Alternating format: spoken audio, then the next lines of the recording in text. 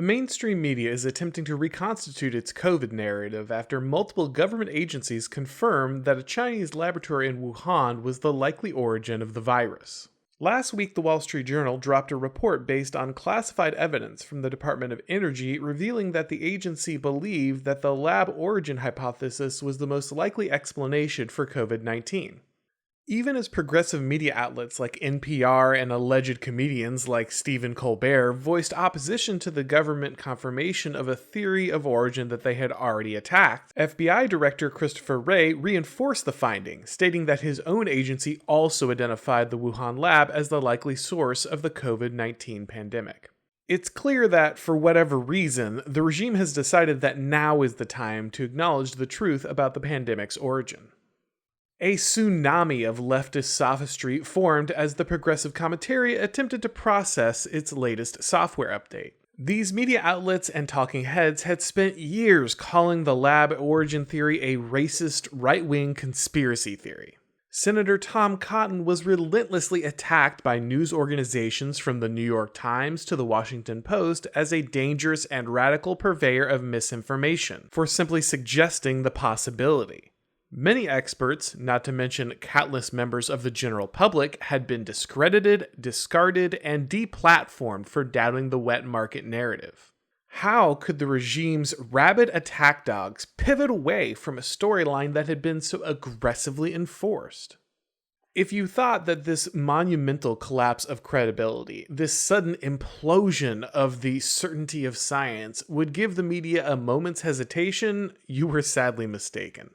The progressive chattering class spend their days forcing the American public to pretend that men can become women at cultural gunpoint. Science was never really their lodestone of truth. They're not actually undergoing some kind of dramatic epistemological crisis here. While some would expect a little more coordination between the regime and its media arm to create a smoother narrative transition, this trailing dialectic serves its own purpose. Our ruling elites secure power through a constant invocation of the state of exception. In theory, we live in a democracy where the power of the government is constrained through both the structure of the Constitution and the will of the people. In practice, however, both limiting factors can easily be removed in the case of an emergency. No constitution can plan for everything, and as presidents like Abraham Lincoln and Franklin Delano Roosevelt have proven, Americans will allow their leaders an incredible degree of latitude during an emergency. By invoking the state of exception during an emergency, the ruling elite can grasp large quantities of power that would never otherwise be granted. A cunning leader knows that power, once granted, is rarely returned, and it's very difficult for the public to hold anyone accountable after the fact. When an emergency presents the opportunity to achieve power under the state of exception, it's always best to manufacture the narrative to secure power as quickly as possible, then make the necessary adjustments later, after that power is firmly in hand. The pandemic allowed for the creation of an indefinite state of exception, during which the regime could lock down its political opponents and unleash its own supporters to punish those who opposed them. Churches and gyms were shuttered. Abortion clinics and Walmarts were deemed essential. Leftist corporate allies like Amazon acquired a near monopoly on commerce, while their local retail competition was driven into bankruptcy. Trump supporters were forced to attend funerals of their loved ones on Zoom, while Joe Biden voters drank champagne in the streets to celebrate his election. Politics is, after all, about rewarding your friends and punishing your enemies. During the early pandemic, the most important priority was discrediting Donald Trump and any GOP allies who might be able to contend for the power that the state of exception would produce.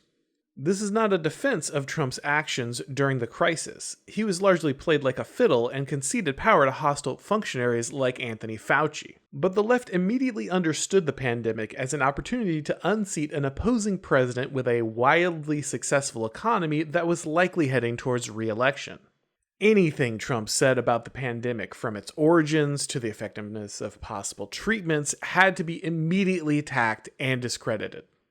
Once the threat of Trump had been removed and the desired power had been consolidated during the state of exception, the regime could always slowly acknowledge the truth bit by bit, using its media apparatus to retroactively bury the most divisive lies in order to smooth out the transition. The hosts of The View have already joined several liberal journalists in blaming Trump's racist xenophobia for poisoning the well of the lab origin theory. According to the new storyline, it was only Trump's evil racism that kept the media from embracing the scientific truth, and he's ultimately to blame for whatever consequences followed. What we're observing now is the process by which our ruling elite consolidate the power that they gained while reconciling their narrative to something that more closely resembles the observable reality. Bit by bit, piece by piece, the powers that be have admitted the truth behind most of the conspiracy theories that they so violently attacked. From the efficacy of the vaccine, to the possible side effects of the injection, to the superiority of natural immunity, and now the origin of the pandemic itself. Each admission is made after the desired power has already been obtained and in a manner that would diffuse responsibility. This slow drip of truth is not some admission of failure or culpability. It's instead designed to turn the political ratchet. Conservatives and COVID skeptics get to feel vindicated, getting to utter a well-earned "I told you so" and feel victorious. While this is understandably cathartic, this gesture is ultimately meaningless, as those who lied for the sake of power and used that power to punish their enemies face no consequences.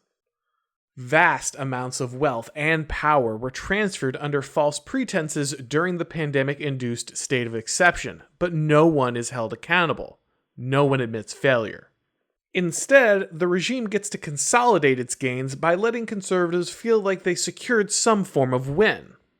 Unless a specific political and legal cost is paid for the deception, abuse, and tyranny exercised during the pandemic, the left will simply watch and wait for the next emergency under which they can invoke the state of exception and start the whole process over again. Thanks for watching, guys. If you enjoyed this video, go ahead and click like. If you haven't subscribed yet, now is a great time to do so. If you'd like to listen to this video as a podcast, make sure you subscribe to the Auron MacIntyre Show on your favorite podcast platform, and if you do, make sure that you leave a review or a rating. That really helps with all the algorithm magic. I just posted the latest chapter for the Total State. It's over at my Substack, so if you want to read Chapter 7, go ahead and follow the link below down in the description. You'll also find links in the description for things like my Twitter, my Gab, my Odyssey, and my Rumble. If you want to follow me on any of those platforms, go ahead and click down there. You can, of course, read all of my columns on The Blaze, and you can catch any of these broadcasts and videos on Blaze TV as well. Thanks for watching, guys, and as always, I'll talk to you next time.